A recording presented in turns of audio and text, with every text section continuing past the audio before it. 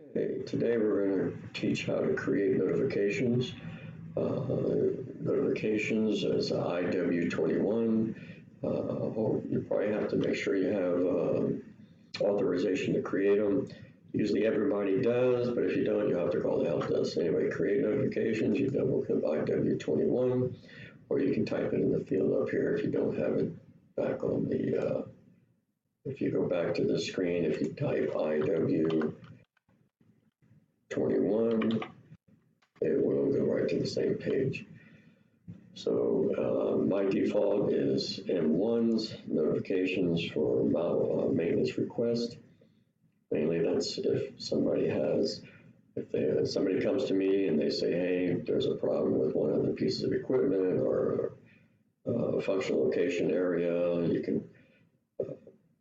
there's different types of notifications. Malfunction report means the machine is not running, it is down. The activities report means that the job is actually already done. Production might have did it during the night. They picked up the parts from the warehouse, and now they're going to need a work order to give it to the warehouse when I come in to create a work order. Notifications are usually created by the lead men in our production and in different departments, but usually it's per department, it's one person that'll create notifications. If not, you'll have a whole bunch of people creating notifications and there'll be duplicates. So you want to pick somebody that's going to create the notifications in that department so we don't get duplicates.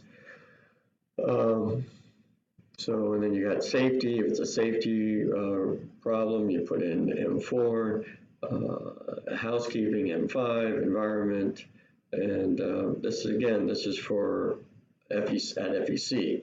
I know the cement mill has their notifications are C1, C2. So again, this is what I use for the maintenance at FEC here. So again, it says the maintenance request I'm going to do. Put that in, you just go enter. You put in, if there's a problem, let's say let's say there's a bearing bad on the GTU pulley on conveyor 7. So all that information has to be put in there in order for the maintenance mechanic to go right away to the problem and look at it and see what the problem is. And of course, you're saying the bearing is a problem. It might be something else, but so you put bearing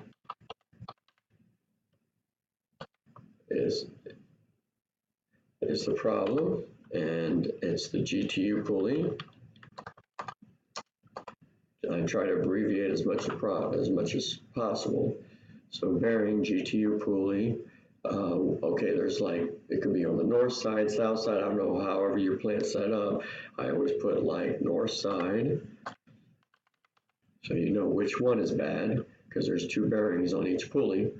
And then if it's bad, now you can say is running hot, there's no ball bearings inside of it. I've heard that before. So and then you go to here and you have to pick the piece of equipment. So from here, there's a pull down. Now, this is listing equipment by equipment list.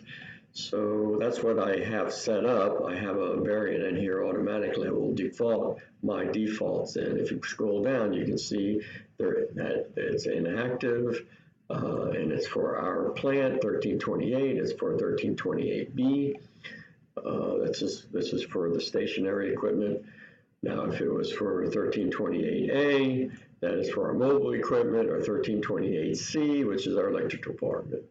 So I have it already set up where it defaults that information in. So it'll pull up a list of equipment. Well, as I'm waiting.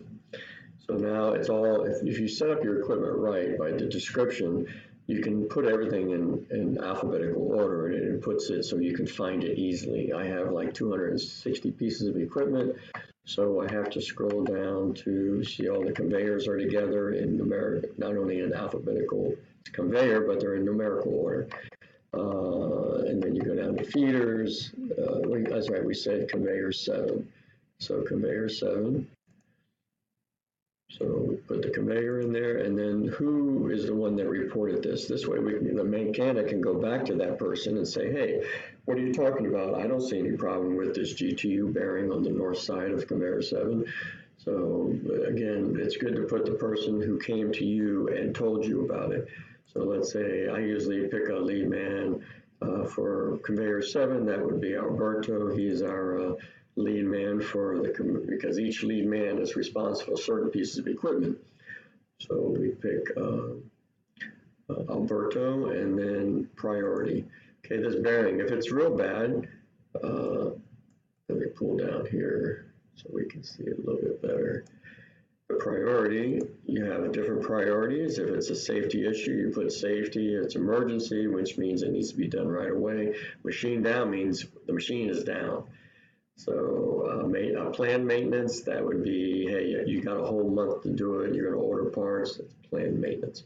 High priority, again, these are just, it'll default dates in there, which I don't usually use, but other people can use them. So right now this would be, it's a high priority, the bearing's bad, so it's going to put a date in there, because when I go to create a work order out of this is where you click to go from notification into a work order.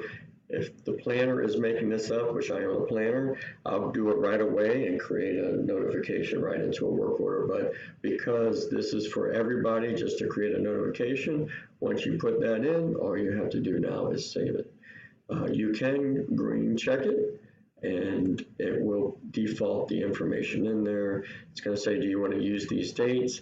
You can say yes or no. I say no because I want to use just the date, today's date, which is the 4/10. And then as you can see, it put Mario's name in here, so we can always go back to him, conveyor 7, and this functional location type. Okay, that's it for notifications. Then you would just save it, and then in the morning, the maintenance planner would come and pick it up and turn it into a work order. And that's it.